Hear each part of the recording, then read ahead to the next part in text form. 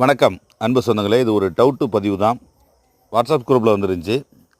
வருகின்ற 21ஆம் தேதி, ஏப்ரல் 21ஆம் தேதி தஞ்சாவூர் புதிய பேருந்து நிலையம் பின்புறம் கலைஞர் நகர் சாலையில் புதிதாக அரவிந்த் கண் மருத்துவமனை திறப்புலா காண இருக்கிறதுன்னு சொல்லி வந்திருக்கு. அதான் அந்த போஸ்ட்டை பார்க்குறோம்.